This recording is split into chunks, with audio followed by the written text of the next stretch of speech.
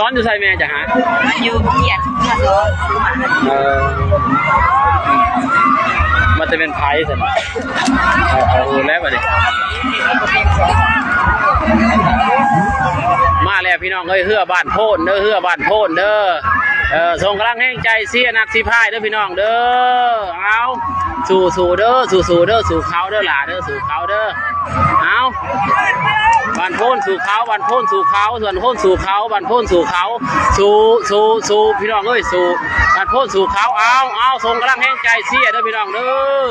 เอาสู่เสียเอาบ้านโพนสู่บ้านโพนสู่บ้านโพนสู่เขาบ้านโพนสู่บ้านโพนสู่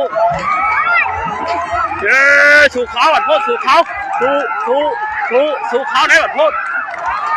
ว่าไผ่จะเป็นไผ่จะเป็นไผ่จะเป็นไผ่จะเป็นไผ่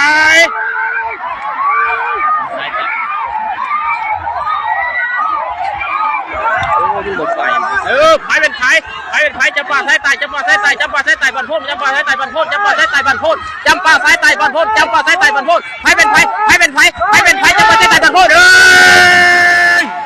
สูสีบอกกี่หน่อยเบิ่งบอกก็ถึงบอกกี่หน่อยบอกก็ถึงไผ่เป็นไ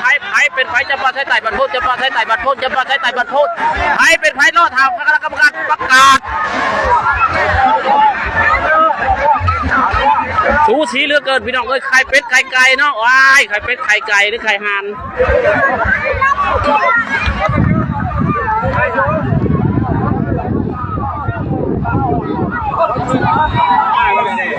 เบิ่งแล้วน่าจะแม่นบ้านโพนพี่น้องเอ้ยเนาะเพราะว่า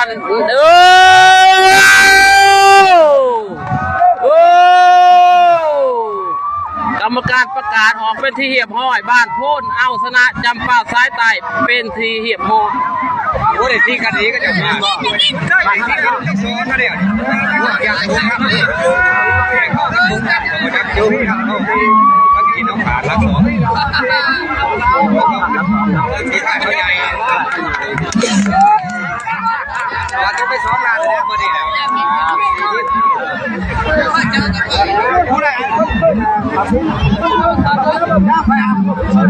จำปาสายไต่ครับบ้านโพนเอาชนะจำปาสายไต่เป็นทีเหียบห้อยพี่น้องเนาะก็ขอส่งกำลังแห้งใจให้นักสิพายทุกทุนาเด้อพี่น้องเด้อขอสู่เนาะได้หรือแพ้ก็บ่สำคัญพี่น้องเอ้ยขอให้แต่ว่าความสมัครหักแพงปองดองเป็นพึกแผ่นแน่นหนาเพิ่นว่าซ้ำผู้การไล่ส่งก็พร้อมมากี่หน่อยก็โดนเนาะเป็นเวลาไรยาเวลาลายสมควรเติบพี่น้องเอ้ย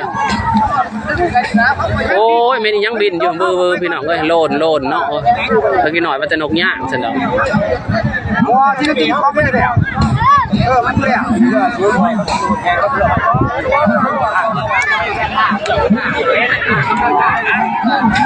ว่าเนี่ยแล้วก็จีบกับเพื่อนอย่างเงี้ยไม่ได้ไปจับซูชิกันไม่เข้าไปก่อนน้ำยังกินกันประมาณว่ามีสองสำหรับยังจานเต็มเรื่องปัญหาจับซี่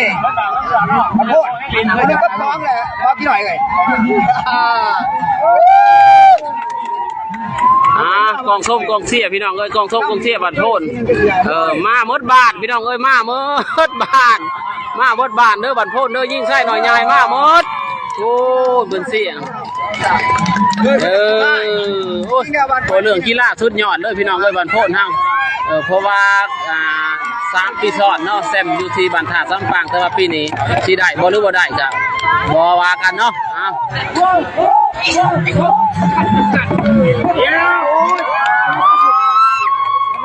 ตั้งเชื่อจะเตือน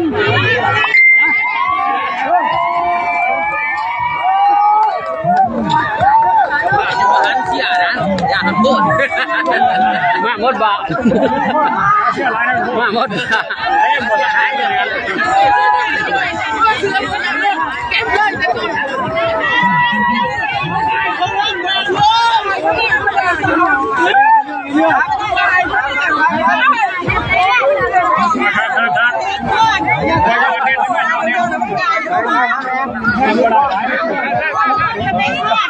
จำมือเลยว่ะ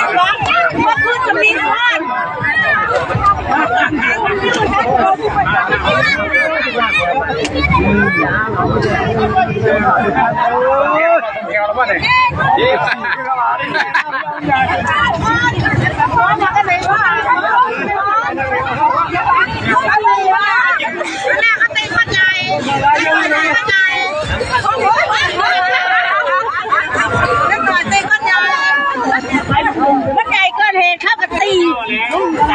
จะมาประกาศพ่อแห้งแล้วเยอะแยะเลยจ้ะหมอแล้วก็ลูกจ่อยเจ้าแมนแมนขาดอยู่ในนี่แต่ว่าไปหันแลนยังไง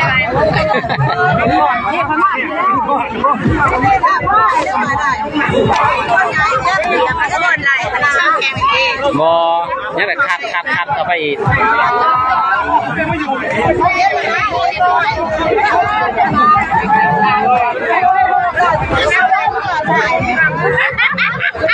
มาประเสริฐถ่ายแล้ว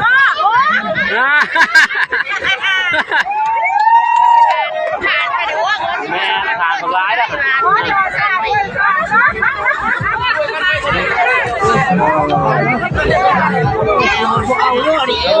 ขายดีเนาะขายดีบ่โอ้ขายดีพี่น้องเลยมาชมมาเสียบเพื่อนเด้อ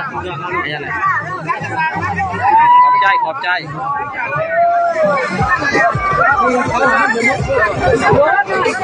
โอ้กองส้มกองเสียพี่น้องเอ้ยอุดมสมบูรณ์ดีเนาะ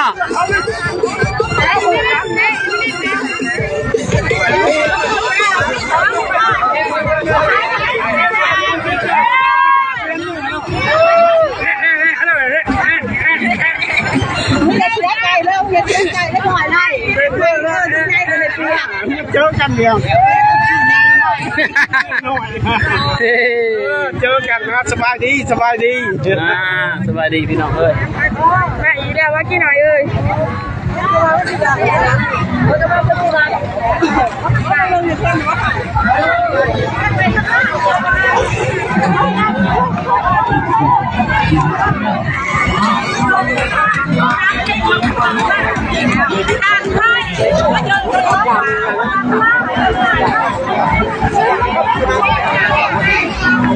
โอ้กรรมการหนาหน้าพี่น้องมาเจอกรรมการหนาหน้าไม่ตำรวจห้องจับให้นะพวกนี้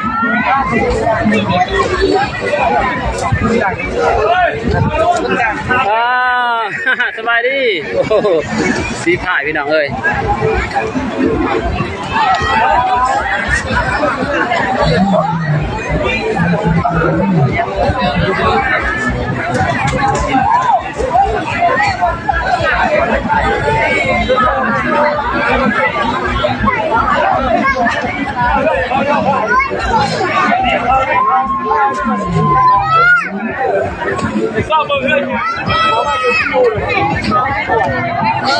วันเดียวใช่ไหม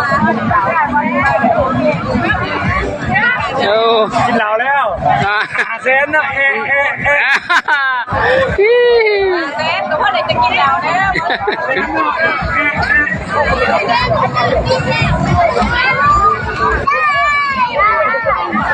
การไลฟ์สดของทั้งสองบางกี่หน่อยเนาะก็ได้เวลาอันมากสมควรพี่น้องไลฟ์ชั่วโมงเติบเนาะพักเบรกแป๊บโฆษณาเพื่อเดียวพี่น้องก็แหงจะได้ไลฟ์สดในระยะต่อไปนะพี่น้องเนาะช่วงนี้ขอพักเบรกไปก่อน